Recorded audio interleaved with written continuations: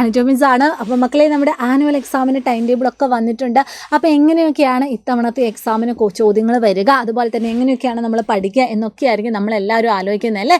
Mostly parents ആയിരിക്കും ഇതിനെപ്പറ്റി ഇങ്ങനെ ഈഗർലി വെയിറ്റ് ചെയ്തുകൊണ്ടിരിക്കുക. അപ്പോൾ നിങ്ങളെ സഹായിക്കാനാണ് ഇന്ന് മിസ് വന്നിരിക്കുന്നത്. ചില പ്രധാനപ്പെട്ട ക്വസ്റ്റ്യൻസ് ആണ് നമ്മൾ ഡിസ്കസ് ചെയ്യുന്നത്.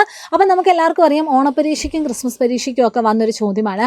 ചെറിയ ഒരു പാഠഭാഗം തന്നിട്ട് അതിൻ്റെ ഉള്ളിൽ നിന്ന് കുറച്ച് ക്വസ്റ്റ്യൻസ് നിങ്ങളോട് ചോദിക്കും. ആ പാഠഭാഗം നല്ല രീതിയിൽ വായിച്ചിട്ട് അതിൻ്റെ ഉള്ളിൽ നിന്ന് ഉത്തരങ്ങൾ എഴുതണം. അപ്പോൾ അതുപോലെ ഒരു ചെറിയൊരു ക്വസ്റ്റ്യൻ നമുക്ക് ചെയ്തു നോക്കാം.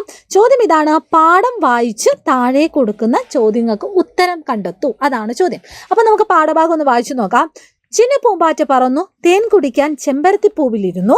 ചിന്നു ചിലന്തി വലയിൽ കുടുങ്ങി, അയ്യോ രക്ഷിക്കണേ, മീനൂട്ടി വല പൊട്ടിച്ചു. ചിന്നു പറന്നു വന്ന് മീനൂട്ടിക്ക് ഒരു ഉമ്മ കൊടുത്തു. പാഠഭാഗം എല്ലാവരും വായിച്ചിട്ടുണ്ടാവും. അതുപോലെ തന്നെ നിങ്ങൾക്ക് ഇവിടെ ഒരു ചിത്രവും കാണാനായിട്ട് സാധിക്കുന്നു. നമ്മുടെ ഒന്നാമത്തെ ചോദ്യം എന്ന് പറയുന്നത്, ചിത്രത്തിന് യോജിച്ച വാക്യം പാഠത്തിൽ നിന്ന് കണ്ടെത്തി എഴുതൂ. ചിത്രം എന്താ മക്കളെ? യെസ്, ഒരു ചിലന്തി വലയിൽ അകപ്പെട്ട് കിടക്കുന്ന ഒരു പൂമ്പാറ്റ. ഓക്കെ, അപ്പോൾ ഈ പാഠഭാഗം വായിച്ചപ്പോൾ നമുക്ക് മനസ്സിലായി ചിന്നു പൂമ്പാറ്റയാണ്. അപ്പോൾ ഇതിനോട് യോജിച്ച വാക്യം ഏതാണ്? ചിന്നു ചിലന്തി വലയിൽ കുടുങ്ങി. കണ്ടോ, ഉത്തരം എഴുതാനായിട്ട് പഠിച്ചോ? പാഠഭാഗത്തു നിന്ന് തന്നെ നമുക്ക് ഉത്തരം കിട്ടി. ഇനി അതിൻ്റെ രണ്ടാമത്തെ ചോദ്യം എന്ന് പറയുന്നത്, രക്ഷപ്പെട്ട ചിന്നു എന്ത് ചെയ്തു? രക്ഷപ്പെട്ട ചിന്നു എന്താ ചെയ്തത്? ഒന്ന് നോക്കിക്കേ. ചിന്നു പറന്നു വന്ന് മീനൂട്ടിക്കൊരു ഉമ്മ കൊടുത്തു. അതാണ് നമ്മുടെ ചിന്നു രക്ഷപ്പെട്ടിട്ട് ആദ്യം ചെയ്ത പണി. ഇനി അടുത്ത ചോദ്യം എന്ന് പറയുന്നത്, വല പൊട്ടിച്ചത് ആരാണ് നമ്മുടെ ചിന്നു പൂമ്പാറ്റനെ രക്ഷിക്കാനായിട്ട് വല പൊട്ടിച്ചത്? നമ്മുടെ മീനൂട്ടി. ആരാണ്? മീനൂട്ടി. ഇനി അടുത്ത ചോദ്യം എന്ന് പറയുന്നത്, എങ്ങനെയാണ് നമ്മുടെ ചിന്നു പൂമ്പാറ്റനെ രക്ഷിച്ചത്? എങ്ങനെയാണ് ചിന്നു പൂമ്പാറ്റനെ രക്ഷിച്ചത്? മീനൂട്ടി വല പൊട്ടിച്ചാണ് ചിന്നു പൂമ്പാറ്റനെ രക്ഷിച്ചത്. അപ്പോൾ നിങ്ങൾ എന്ത് ചെയ്യുക, ഇതുപോലെ ചെറിയ ഭാഗം തന്നിട്ട് അതിൻ്റെ ഉള്ളിൽ നിന്ന് ചോദ്യങ്ങൾ വരുമ്പോൾ ഉത്തരം എഴുതാൻ നിങ്ങളുടെ കുട്ടികളെ പ്രാപ്തരാക്കുക കേട്ടോ. ചെറിയ ചെറിയ ക്വസ്റ്റ്യൻസ് ഒക്കെ ഇതുപോലെ ചെയ്ത് കൊടുത്താൽ മതി. ഓക്കെ, ഇനി നമുക്ക് അടുത്ത ചോദ്യത്തിലേക്ക് പോവാം. പറയാമോ? ഒരു ചോദ്യമാണ്, പക്ഷേ ആ ചോദ്യത്തിൻ്റെ ഉത്തരം അടങ്ങിയിട്ടുള്ളൊരു ചിത്രവും നമുക്ക് തന്നിട്ടുണ്ട്. നമ്മുടെ ക്വസ്റ്റ്യൻ പേപ്പറിൽ നിങ്ങൾ ശ്രദ്ധിച്ചാൽ അറിയാം, ക്വസ്റ്റ്യൻ പേപ്പറിൽ ഓരോന്നിൻ്റെയും ആൻസർ അടങ്ങിയിട്ട് എന്തെങ്കിലും ഒരു ഹിൻറ്റ് അവിടെ ഉണ്ടായിരിക്കും. ചിലപ്പം ചിത്രങ്ങളുടെ രൂപത്തിലോ അല്ലെങ്കിൽ ക്ലൂസിൻ്റെ രൂപത്തിലോ ഒക്കെ ആയിരിക്കും. അപ്പോൾ ഈ ചോദ്യം നോക്കിക്കോ. മെഴുകുകൊണ്ടൊരു കൊട്ടാരം, അറകളുള്ളൊരു കൊട്ടാരം, തേനൂറുന്നൊരു കൊട്ടാരം. ആരുടെയാണ് ഈ കൊട്ടാരം? ആരുടെയാണ് ഈ കൊട്ടാരം? ഒരു വീടാണ്, ഒരു കൊട്ടാരമാണ്. അതിന് മെഴുകുകൊണ്ടാണ് നിർമ്മിക്കുന്നത്.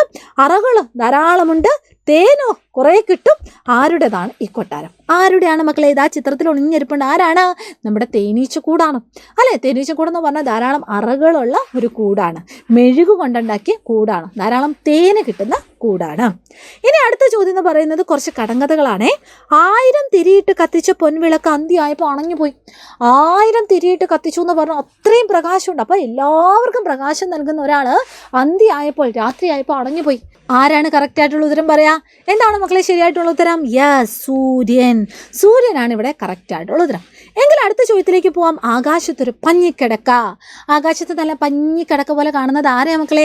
യെസ്, നമ്മുടെ മേഘങ്ങളാണ്.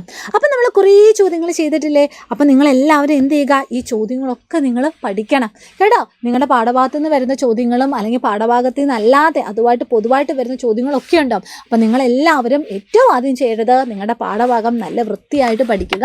അതിൻ്റെ ഉള്ളിൽ നിന്ന് വരുന്ന ആക്ടിവിറ്റീസ് തന്നെ ചെയ്യുക. അതുമായിട്ട് ബന്ധപ്പെട്ട ചോദ്യങ്ങളായിരിക്കും നിങ്ങൾക്ക് പുറമേന്ന് ഈ പാഠഭാഗം വായിച്ചു നോക്കിയിട്ട് അതിൻ്റെ ഉള്ളിൽ നിന്ന് ഉത്തരം എഴുതുക എന്നൊക്കെ പറയുന്ന ക്വസ്റ്റ്യൻസ് വരാം. ഓക്കെ, അപ്പോൾ എല്ലാവരും ഇന്നത്തെ ഈ ഒരു ക്ലാസ് ഇഷ്ടപ്പെട്ടു എന്ന് വിശ്വസിക്കുന്നു, നിങ്ങൾക്ക് ഉപകാരപ്രദമായെന്ന് വിശ്വസിക്കുന്നു. അപ്പം നമുക്ക് ഇതുപോലെ കുട്ടി വീഡിയോസൊക്കെ കാണാനായിട്ട് നിങ്ങൾ എന്ത് ചെയ്യുക, നമ്മുടെ ചാനലൊന്ന് സബ്സ്ക്രൈബ് ചെയ്യുക. നമുക്ക് വീണ്ടും കാണാം. ഇനി അങ്ങോട്ടേക്ക് നമ്മളെ പഠിച്ചിട്ടേ നമ്മളിനി പോകത്തുള്ളൂ അല്ലേ. അപ്പോൾ എല്ലാവർക്കും all the very best and thank you so much. By.